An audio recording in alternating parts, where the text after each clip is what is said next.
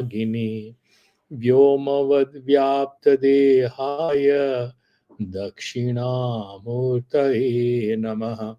Om Shanti Shanti Shanti. Sri Gurubhyo Namaha. So I say the screen, but before that, I'll just try to put it in the perspective. We are now discussing what the Brahman is like. It's a very difficult topic because our religious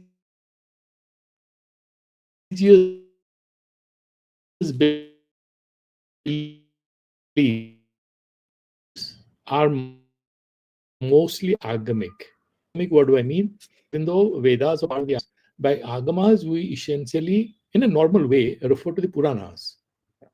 So all the Devis and Devatas and the pujas and the upashanas we do, these are developments in our philosophical spiritual tradition of a later day, which is very devotional, which is oriented towards upasana.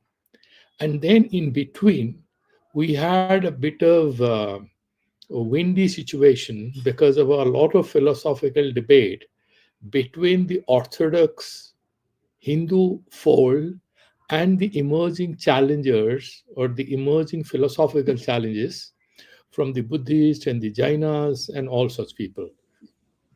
So it was the responsibility of the Orthodox Advaita Vedantis and as well as the Dvaitavadis to defend their own theological and philosophical positions, to make it clear what it means to have faith in the absolute divine. It was very important because accordingly, you will do some advice and you will give some tips as to how to move forward. So, this was the context. In that context, now we have been discussing because we did the Tattva Viveka, and then as part of this Mahabhuta or Panchabhuta Viveka, how the Srishti Prakriya happened, then there is this doubt all the time remaining what the Param Brahman is like. And in that context only, we have been doing this discussion. And yesterday, we did three or four verses we did that we were basically refuting Sunyavada. And I don't want to again repeat all that we have discussed yesterday, but in a very brief way, if I could just capture it for you, the Sunyavadi, the Advaita Vedantist, would argue that is bent upon describing that nothing exists. Now, if you look at these words, nothing and exists, these two words are referring to two different kind of realities. Exists refer to isness, something which is there. Nothing refers to absence of everything. So when you say nothing exists, so there is one way to say, the Buddhist will say, it's essentially a denial of all existing things. Swarupataha, nothing exists. So when you say nothing exists, you are essentially saying there are two ways to see it. Anything which exists is invalid, it can't be proved that it does. The other one is you're saying nothing exists, like a cat exists, a dog exists, nothing exists. So you're trying to establish nothingness is the ultimate reality. And the Vedantists, yesterday, as we discussed, found a lot of logical flaws in it that you cannot bring together isness and absence of isness. You cannot bring together presence and absence. Both cannot go together, darkness and light. Now, he said, how do you, I just want to paraphrase it in 1 minute, that when you say nothing exists, what do you mean? That this nothing, that shunya, and you're saying exists, sat asit. So you're saying nothing exists. Nothing exists, you're saying, right? So is it the tadatma sambandha, or is it some kind of a relational reality you are referring to? Ram is coming. I'm referring to three words here. Ram is coming. Ram is referring to one particular individual. Is refers to his existence, his continued existence. Coming is a specific instance of that isness in the form of a walk, a certain kriya. When you say nothing exists, is it that relational reality you're talking about? Like Ram is walking, but relation between Sat and Asat is impossible because they are mutually exclusive and mutually opposed to each other. Like sun and darkness, they cannot coexist, they cannot come together.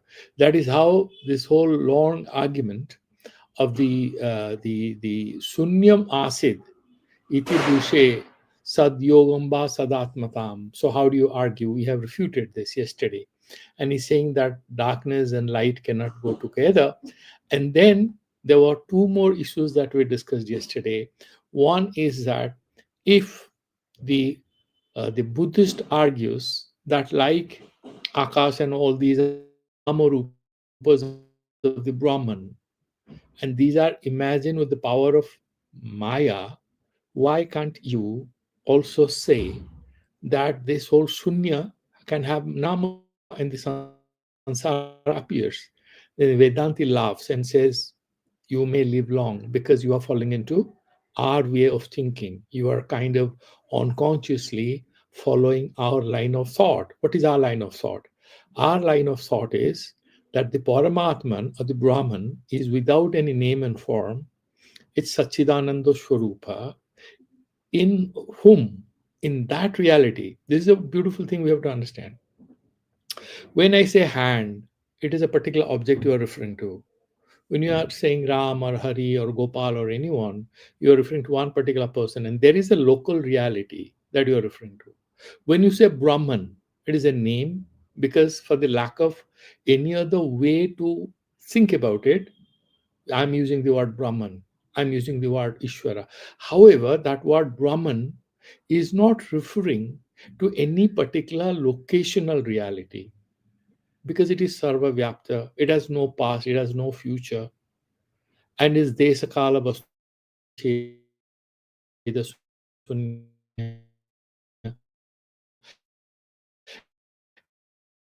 It's inevitable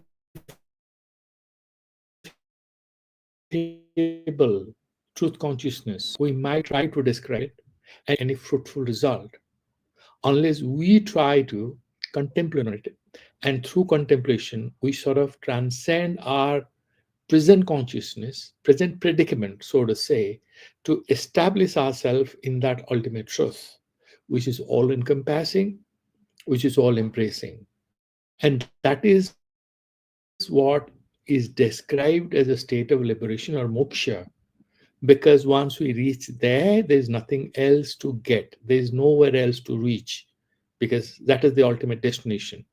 And because this text is trying to help us realize what it means to reach there, it is trying to bring in a few academic arguments to explain to us that how this particular Brahman that we are talking about and the liberation that we are talking about is different from how others are talking about liberation. Liberation is, soteriology, some theory about ultimate freedom from the kind of chains in which we are trapped. They would always, all religions, all schools of thought and theology, they would give you some picture why you are not happy and how you can be ultimately free from this. What is the destination? How you reach there. That particular science, for for it to be fruitful, we need to know what is the destination like and what is that Brahman that we are talking about and how that is different from how the Buddhists are talking about it, how the Jains are talking about it, how the Dvaitas or the Bhakti Vedantis are talking about it, right? So he's saying that the two other issues that we discussed, that if with the help of Maya, the Brahman can assume name and form like Akasha, are you arguing like that? Then may you live long, because in your philosophy, there is no word called Maya. Maya is that magical power we attribute to Ishvara. So Maya Uparita Chaitanya is Ishvara.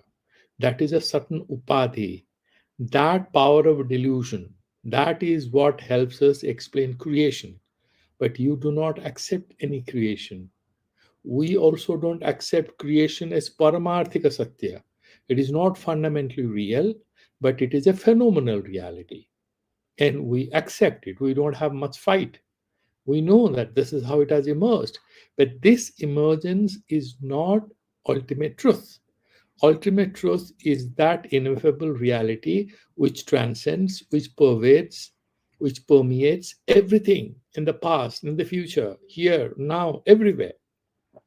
And that Brahman remains as it is.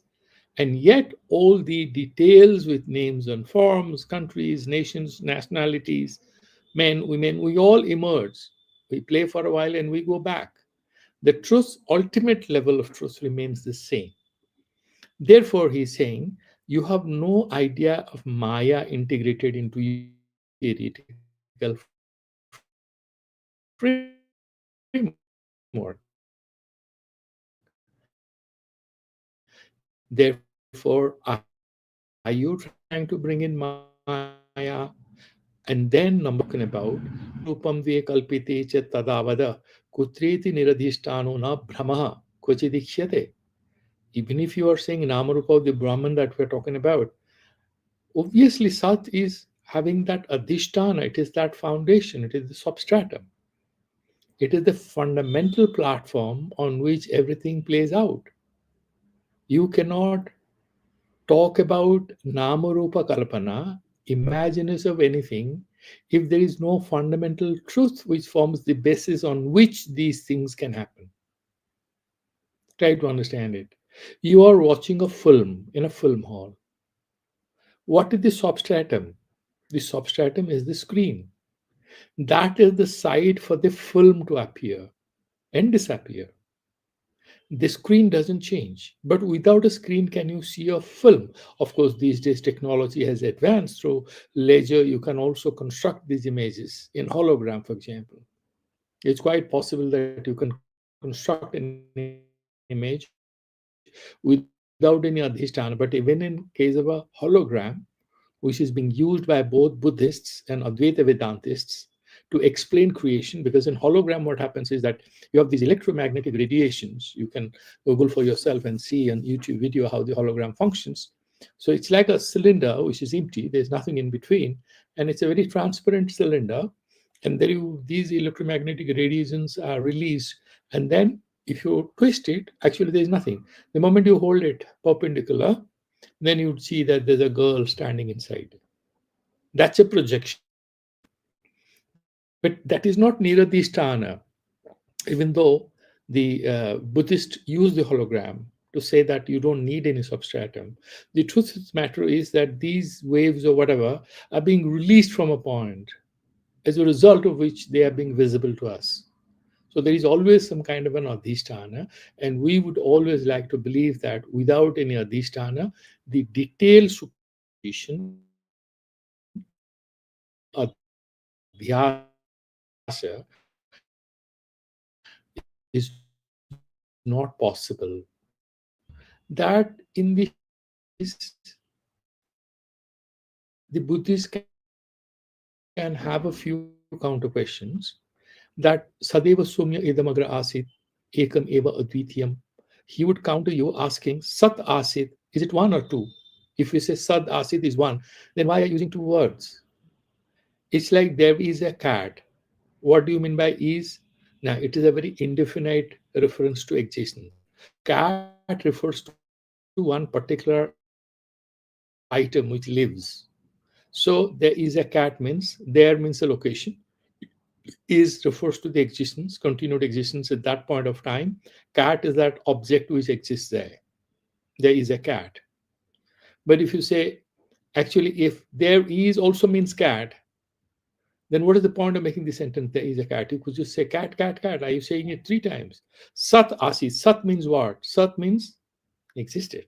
What exists? Then sat, what do you mean by what exists? Exists. Sat means what is there. Asit means was there. What is there was there. What do you mean by that? So there's a either it is a durikti, that means it's a repetition, or there is dvaita kalpana. Asit. refers to continued existence of something, right? So it's about like it's a wave passing through a certain phase. So that's one reality, asit. It was, there was some reality, isness. And then you are saying Sat, the Brahman was.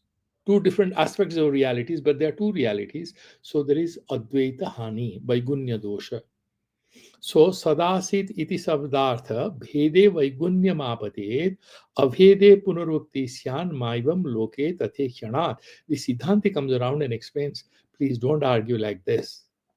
Don't try to be childless, because this is how we all the time talk in our everyday life.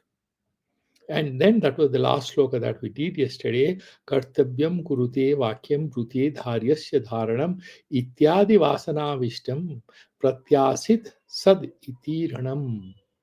Kartavyam kurute, he is doing his duty. What do you mean by duty? Duty is what is to be done. Vakyam brute, vakyam means what you say. Dharyasya dharanam, what is dharya? Dharya is what you carry. And then dharyasya dharanam, karyasya karanam. Karya means what? What is supposed to be done? What are you doing? I am doing karya. I am doing means you are referring to a karya. But these kind of tautological statements are very meaningful. What are you doing? I am doing work. Work means what are you doing? So, ityadi vasana vishtam. Because you see, as a matter of a habitual reference to a way of narrating what we are doing, these sentences make sense to us. These sentences make enormous sense to us. We don't have any confusion about it. Like, for example, just a mild digression. In Eastern India, if you go to a place, so they will, while going, what do they say? They will never say, I'm going. They'll say, I'll just come. I'm coming. Bengalis or Orias, they will say, I'm coming. In Hindi also, many people say, Hum aa rahe, right? I'll come. Why? Because philosophically speaking, you do not want to indicate to him that there is a rupture in the relationship because you are leaving. It's something negative, so you don't want to speak like that. But actually, that's not what you mean. That's not what you mean, right? Similarly, when you ask this question, how do you do? Isn't it a tautological statement? Is it a meaningless statement? No, it's enormously meaningful. You are asking him, how are you? Are you good? Say, how do you do? Tautological statements, but they are meaningful. Similarly, the Shruti or the Upanishads make these statements Sadeva Sumya Idam Agrashit. They are not meaningless.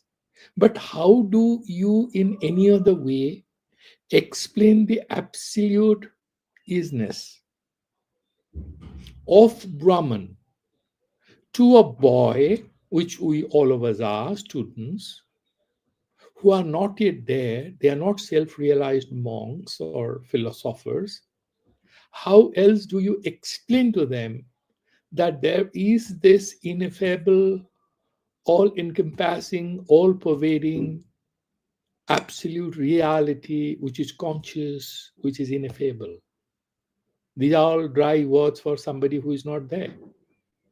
Therefore, in order for this to be at all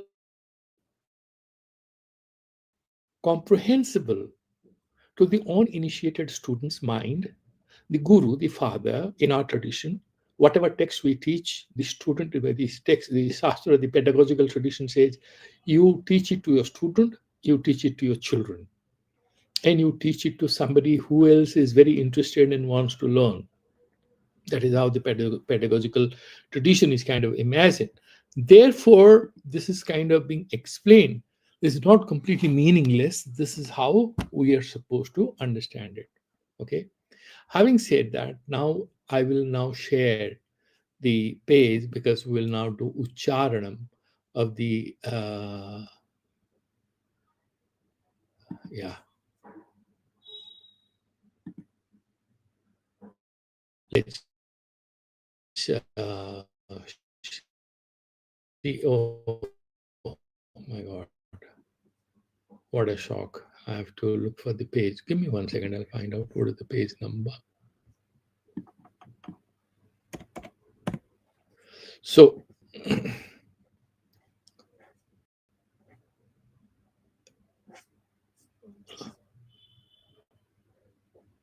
huh.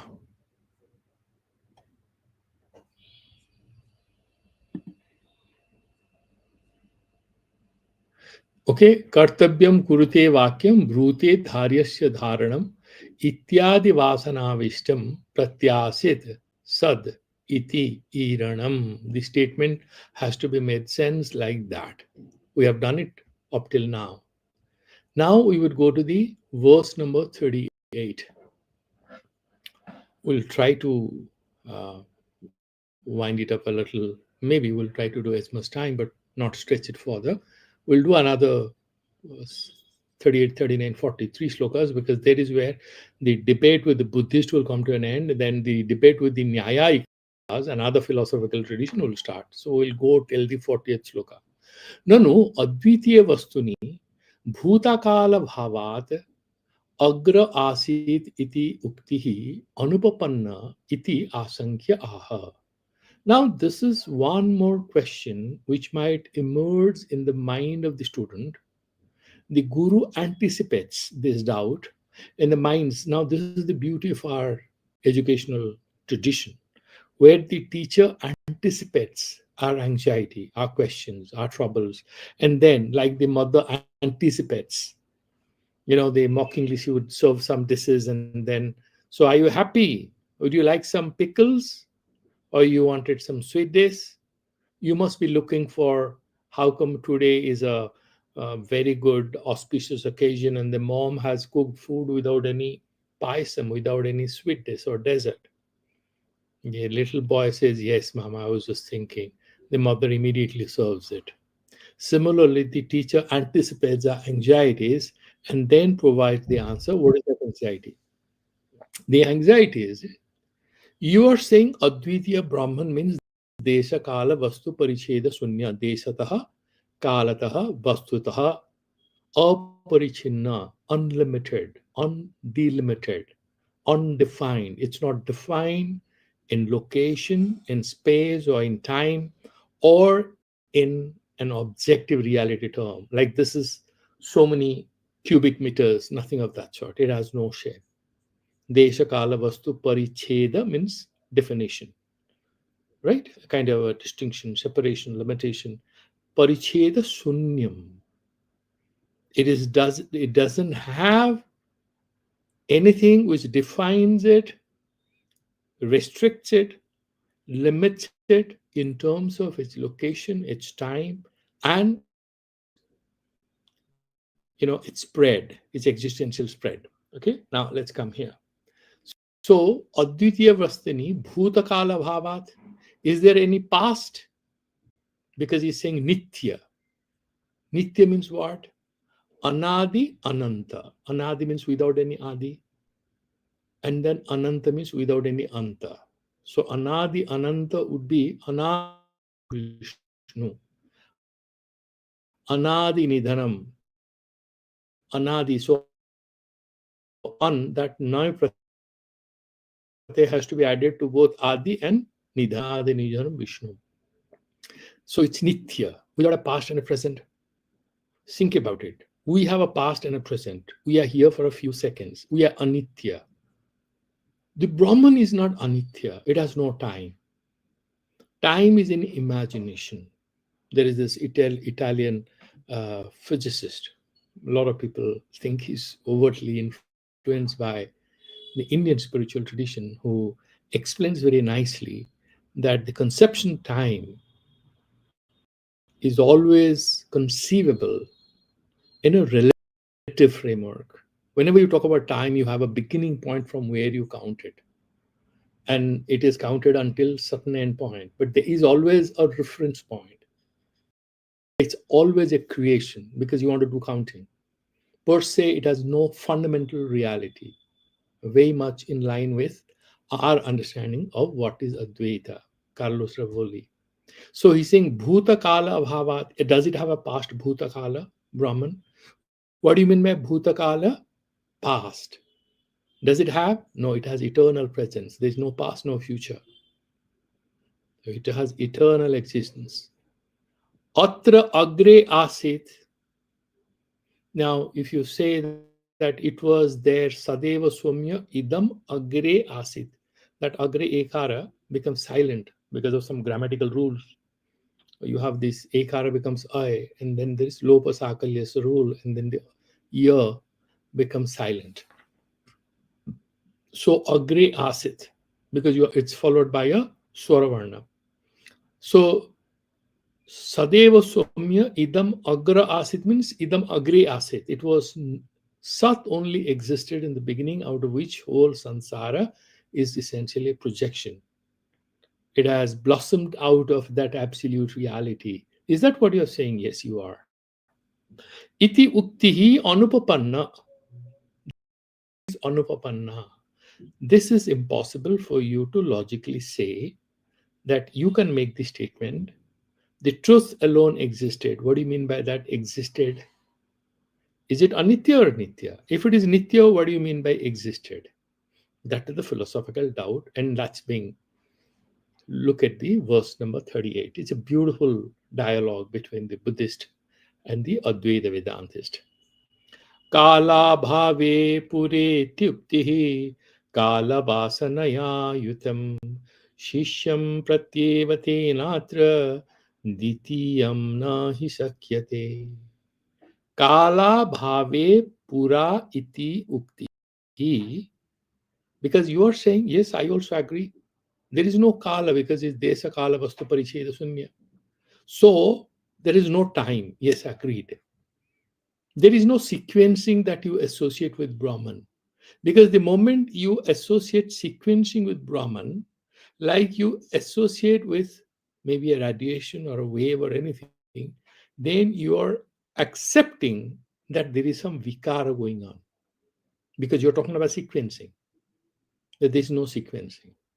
So kala bhave pura iti uktehi. Agre means pura, earlier, sadeva somya idam agre asit. Pura means earlier it was there, it existed. Iti uktihi, the statement. Kala vasanaya yutam. This has been said because why?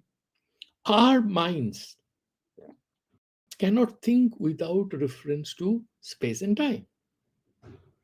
Our minds, our thoughts, our activities, everything happens, unfolds in our consciousness in a framework of time and space.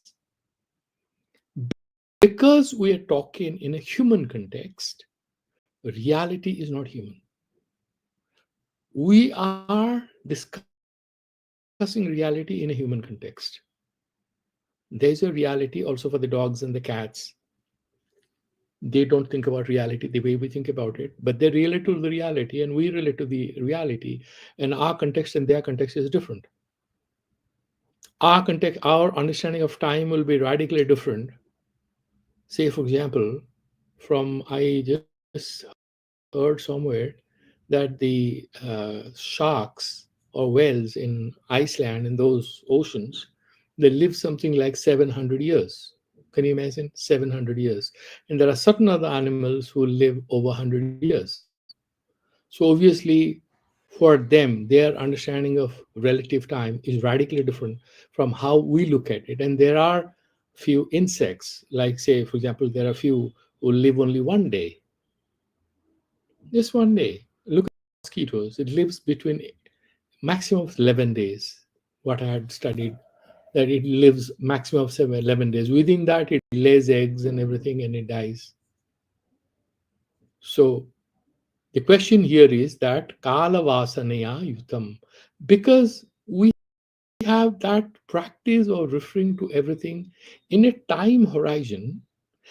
Therefore, the Upanishads, the Vedas, knowing our weakness for time context, have talked about Brahman using the time context. Look at the kindness of Shruti Bhagavati. Shruti is always compared with the mother.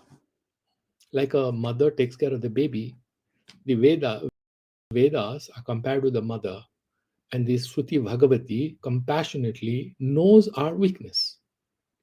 Like, for example, what do they do there? A lot of these YouTube videos have made life complex, bizarre, and many times very distractful. At the same time, uh, even though they're very distracting, sometimes they sort of enrich it with a lot of humor. You'll see a lot of these videos, mostly Chinese, though, where the Chinese mother will put sweet intestine into the mouth of the child, and the child loves it. And then she puts the baby food or the fragrance which the child loves. The child loves chocolate. So it holds in some chocolate, takes it close to the child, and puts baby food in the mouth. That's what the child likes. But it cannot be given a lot of chocolate because that will spoil the teeth. And then you will have a lot of worms in the stomach. The mother will not permit it. However, she'll make use of the chocolate to feed the baby vegetables, good food. Similarly, the Shruti uses the time context compassionately in order for us to get closer to the Brahman, which is beyond time. How beautiful it is. So he's saying Kala Bhave Pura iti uktihi Kala yutam. Why so? Then it explained Sisyam Pratyeva Tena Atra. He's saying Sisyam Pratyeva. No, no, this is what is done. It's not an absolute statement.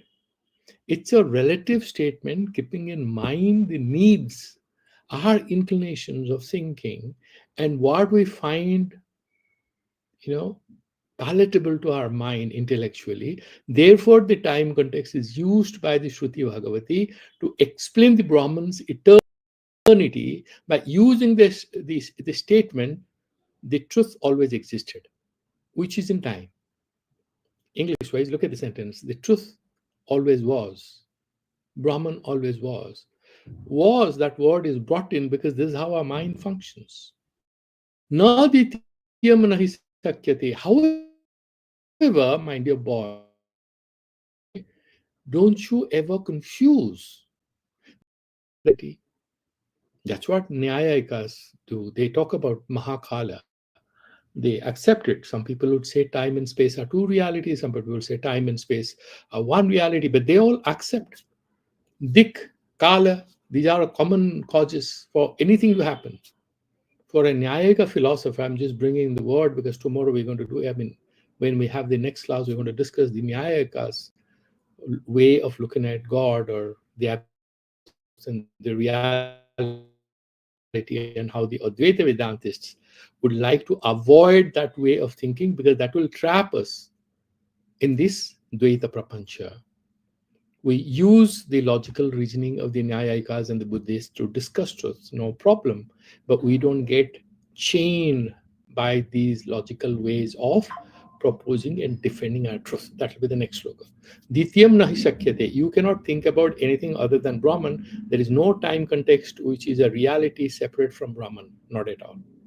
Therefore, not nanu jagat utpattehe pura jagat abhavena. Before Jagat emerged, the world emerged. Jagat was there? No, Jagat was not there. Jagat abhavena sadvitiyam brahmana iti asankhya stuti pravritti. Jagat was not there before. What about Pralaya Kala? You are saying sad asi. So you're talking about at least some past tense, some reality. Suti pravrittehe dvaita vasanavishta sotru pratibodhanarthatvad. The Shruti is prabrita. It engages in a way of explaining the truth, not because it has any vested interest or it's trying to achieve anything. The only thing it's trying to achieve is to help us understand the Brahman always existed, it's Nitya. And it brings in that time context for our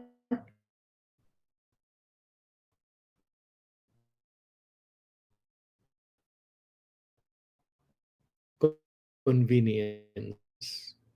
We find it easier to grasp. Pratibodhanarthatvad. About it. That is what Vidyaranya Muni says. Okay.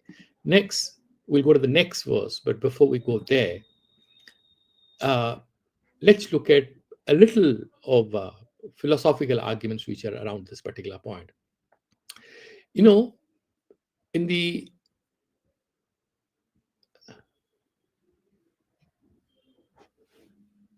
In the Kalyana Piyusha Vakya, which is another commentary which we are not looking at, okay, um, it's Kalyana Piyusha Vakya, kind of same thing it says in different words. Param Brahmani Kala Bhava Nishchita. In Param Brahman, Kala is not there because he's beyond time. However, this statement, Sad Aset, the truth always existed, the Brahman always existed. Kaladhyatmakasya prapanchasya utpatehe prag kalasya abhavat. Now, the Jagat is Kalatmaka or Kalatitatmaka? Jagat is Kalatmaka.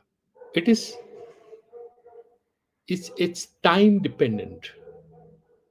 There is a time dependency in the way the reality exists, isn't it? It is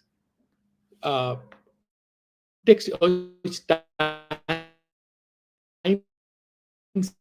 sensitive logical concept. It's time sensitive. Whenever you talk about society or history or people or nations or whatever, these are all time sensitive realities. That is what in Sanskrit you will say Kalahatmaka. Right? It's clear? And before this Kalatmaka Jagat emerged, before this time sensitive world came into being through this whole process of creation, which is essentially a projection, you are saying Brahman alone existed. Sadeva Somya Idamagra Ashit. Now, what is there? Is there Brahman and Kala then in Pralaya? No. Srishti Purvam Kala Eva Nasit. There was no time before creation. Wherever there is a big bang, we start calculating time so many billions of years. That is post Big Bang, isn't it? What about pre Big Bang? Do they have a time scale? No one has a time scale. You ask some good physicist. They will always start talking about time with the beginning point as Big Bang. That is creation. That is what Vedanta will say is creation. So it starts with that point of creation, then we talk about time. But in Pralaya Kala, there is no time, no creation, no time, no sequencing, no events. Therefore, Sat Asit, how do you have this word? So Kala Parichinna Sabdasya Paramarthika Prayoga Na Yukti Yuktaha. That is what the Buddhist will say. Kala Parichinna, something which is time sensitive, which is structured in a time horizon. Sad Asit, how do you say like that? But your Sadeva Swami Idamagra Asit, Purvam Sat Eva Asit, only Brahman was there. So you have a way of speaking, and why do you do that? The Kalyana Piyusha Vakya puts that sentence there. Kala bhave kaladmakasya prapanchasya utpatehe prag kalasya abhave nishchite sati. Yes, we agree there was no time, there was only Brahman. Pura iti uktihi kala vasanaya yutam. So this particular pura, prak, sadeva somya, idam agre, that word is there. So why it is there? Bhuta bhavishyat adi parichinna kalasya vasanaya yutam. Because our minds are kind of linked with this idea about past, present, and future. Therefore, the Upanishad also uses the way we use our sentences to describe reality. Whenever we describe any reality, we are referring to space context and time context. Upanishad does the same for us. So, tad vasanavasitam sishyam pratyeva tathoktam. That is what is mentioned in the Kalyana Piyusha Vakya. Okay. So, this is how sort of it comes. And there is another contextual reference to Shankaracharya's explanation about this particular thing in the Chandogya. Iti kala vyapadeshaha mukhavasanya natu tattvataha. Shankaracharya makes it very clear, my dear boys. Those of you are sitting in my Vedanta class, please understand this. Asid iti kala vyapadeshaha. Asid, it was. Only Brahman was. This way of narration about the reality of the Brahman before creation happened has nothing to do with time. Lokavasanaya natu tattvataha, because this is the human way of thinking. We anticipate time when you talk about reality. That is why the Shruti Bhagavati has mentioned. Natu tattvataha, there is no time as such. Brahmanaha nityate kala sanyoga na sambhavati. Brahman is nitya, therefore there is no way it can be made. It could be, you try to harness it with the adhishtanam, na kalo brahmana. Time, in fact, is a reality or imagined reality which blossoms in the grand, unlimited, indefinable platform of Brahman. Time and space, these two categories, have emerged in the field of that conscious, luminous reality called Brahman. The Brahman is the foundation for everything, including time and space. Time and space cannot be a platform in which you can put Brahman. Like a boy, he was born in 1967, he died in so many years, or he's going to die in a particular year. So, this is where a person is put in the time scale. Brahman cannot be put in the time scale. Time scale can be put into the Brahman because that encompasses everything. Okay, so therefore he's saying, so Advaita Artha Pradarshaka iti Vipraya. So therefore he's saying, Shankaracharya again explains in the Kenopanishad, Yatra Vachaha Nivartante Tatra na Tarakaha Pravartate. How do you indulge in any arguments when we are contemplating about a reality which is beyond words? Can you describe Brahman? Can you make sense of it? Then where is room for any argument? So there is no argument. Over, we go, you go your way, I go your way. No, no. We will do arguments. We will do discussions in order to enlighten ourselves. What do you mean by enlightenment? Enlightenment is all about removing the clutter from your consciousness. The more and more you discuss, the more and more you become aware of that ineffable reality. What is the Brahman? Not to be found in words. Everybody said this. Yet, why are we doing this Vedanta class? Why are we indulging so much of philosophical, you know, hair splitting? It's useful for what purpose? To clarify the mind what Brahman is not. And ultimately, the mind sort of opens up to a grand new possibility that what we call God is not to be caged in any nama rupa, in a particular time sequence, in a particular location. So it's beyond all that. That is the purpose of it. And he's saying that is what we're going to look at in the next verse. What does it say? Yatra vacha nivartante tatra na tarkaha pravartate mauna vachaya eva tat upadeshaha. Dakshinamurti, he is advising his four shishas who are sitting in front of him. He's a very young man, Lord Shiva, Dakshinamurti. His shishas are very old. So it's about, wisdom is very young and fresh. Knowledge is very old, and he has to enlighten them. Is he saying anything? No, he's silent. Even Lord Buddha, in his last communication with people, what did he say? He said nothing. He just remained quiet. He didn't say anything. He just smiled and showed his Abhay Mudra. That is why he's saying, in the next one, we will say, uh, just look at the next verse. Let me share the next page. Uh, Give me a little time.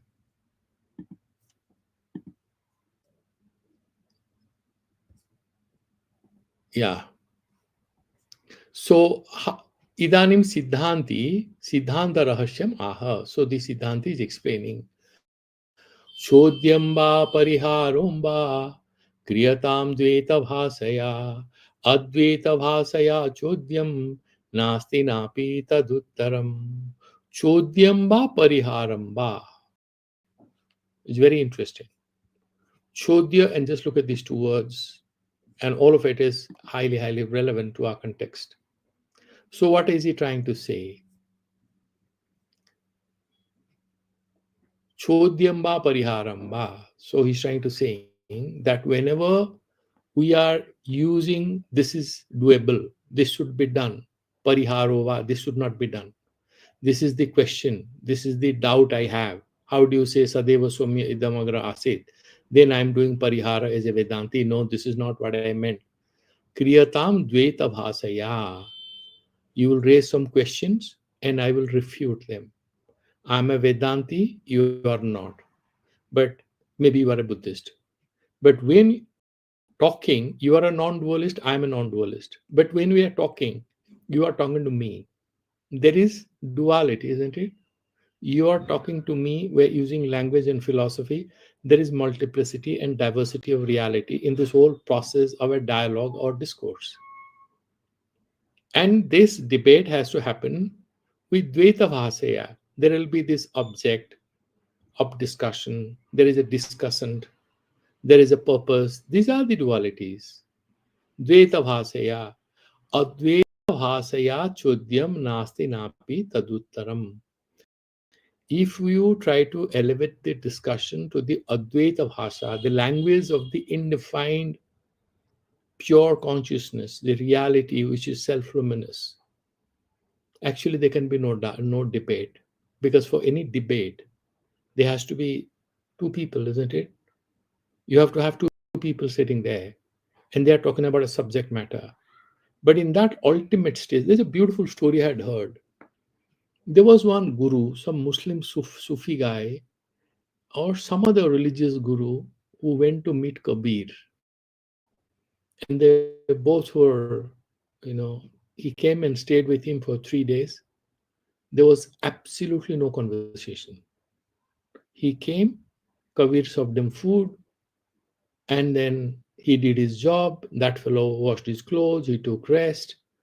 3 days, there was absolute silence between these two. They were just looking at each other, smiling like brothers. 3 days were over, and this other guru left that place. But there was a great dialogue. But what did they talk about? They didn't talk about anything. Both of them were in that Advaita Dasa. Both of them were, kind of established in that non dual consciousness. In that absolute non dual consciousness, words become superfluous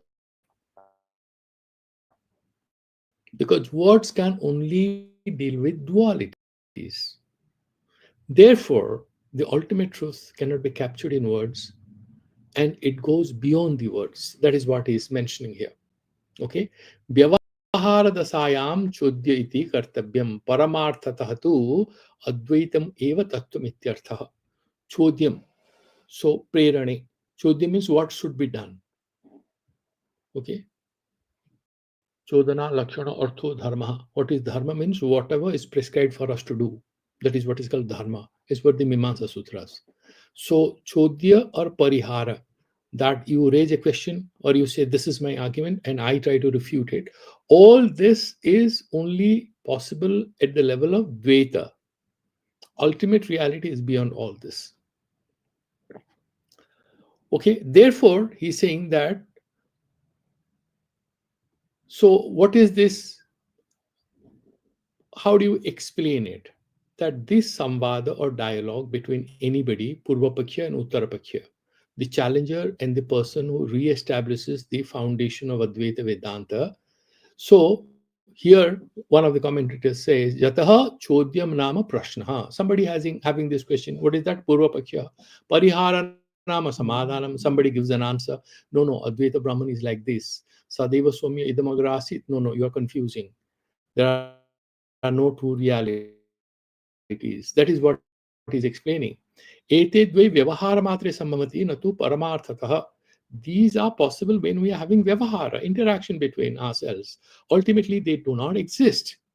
Therefore, he's saying, so Kalyana Piyusha Vakhya says, Chodye Purva Vakhya Tasya Parihara va Dveta Bhasaya Dveta Visaika Vang Maya Eva. Vangmayana Eva Kriyata. So you use this dualistic language to have an argument in favor or against Brahman. That will be dualistic. No, Brahman is like this. Brahman is not like that. You look at the Upanishad, Brahman is like this. These are all words. Ultimate truth, ultimate Brahman is beyond all these descriptions. Now, if you look at the Taittiriya Upanishad, there's a beautiful sentence over there. What does it say? Yatra vachu nivartante aprapya manasasaha.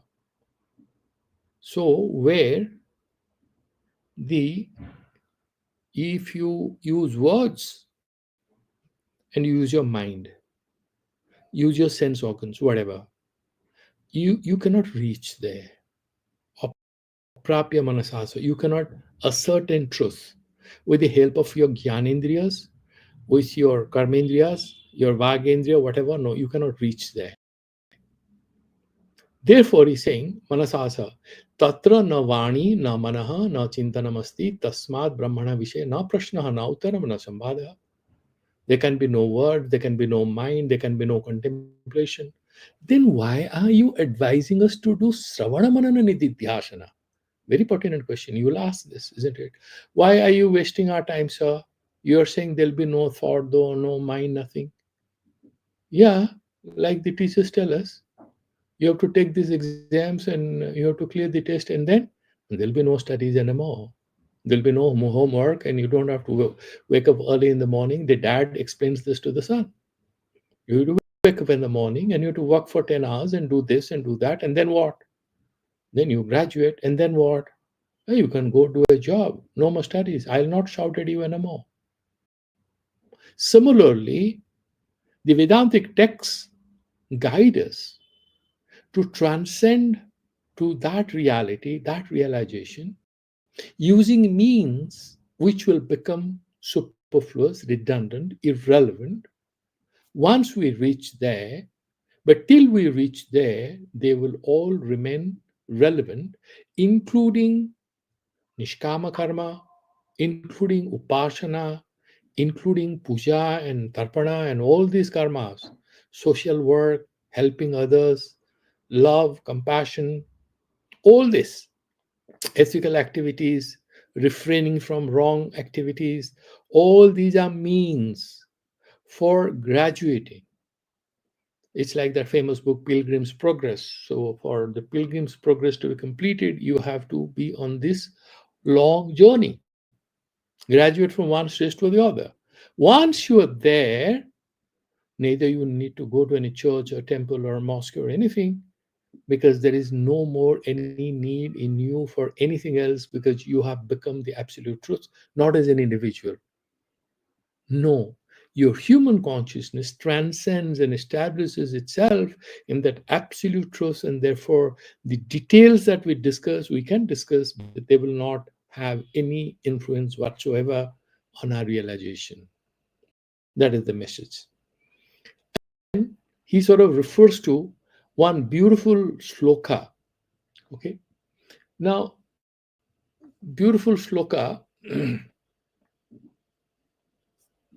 there's a couple of other, yeah. So there is one beautiful, yeah. So there is one beautiful sloka there. Sadguruhu Jnaya Brahma Rupena Jnaya Brahma Surupena Jnata Vastu Mukhena Ajnata Vastu Brahma Surupa Anavigyam Sisyam Sikshayati. Like example Vedantist all the time gave is, the mother is trying to introduce number system to the child.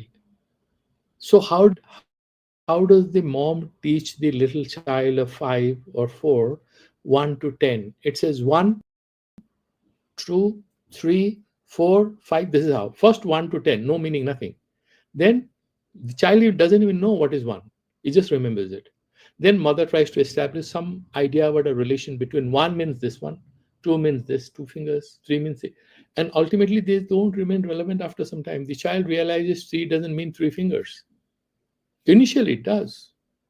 Similarly, Sadguruhu Gya Brahma Surupena, Brahma is knowable as an object of your knowledge.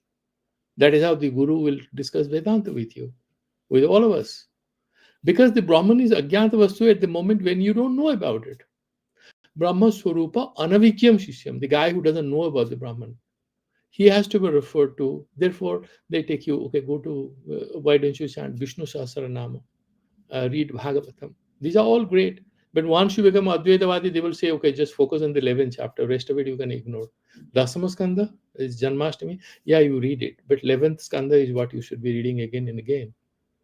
They'll give you different kind of advice. This is Adhyaropa Avavada. What they would advise you to do today, tomorrow they will flip and say, no, it's not relevant anymore. Throw it, go forward. Like Shankaracharya says, after studying all Vedanta, you don't become like a donkey carrying all shastras on your back. You abandon them. You just establish yourself in that absolute, ineffable truth consciousness. But he kept writing a lot of books and giving a lot of lectures and arguing with a lot of people. That's the means, that is the end. Okay, so Swarupa Anavigyam Chatram Shikshayati Tadapi Vyavaharika Bhashaya. How does he explain it? You have to take time and space. Yato maunam kevalam paramartha upadesha prayujyate vyavahararthe tu sabda upacharaha. Even though in the paramartha vastu there is no words or nothing, in upachara you have to use the sabdas. Sabda upachara will be there for vyavaharartha because you want to explain it to him. Evam shruti advaita satyam mauna vakhyaya bodhayati kintu guru dvaita bhasaya eva sishya prabodhanam karoti. What does he do? Advaita is Mauna Vakya. It doesn't tell you the real secret, it's just there. It doesn't have to say anything. But the Guru has to explain to you, therefore, you have these Bhasyas and commentaries. Let's go to the next sloka, because that will be the last sloka that you're doing. Look at it.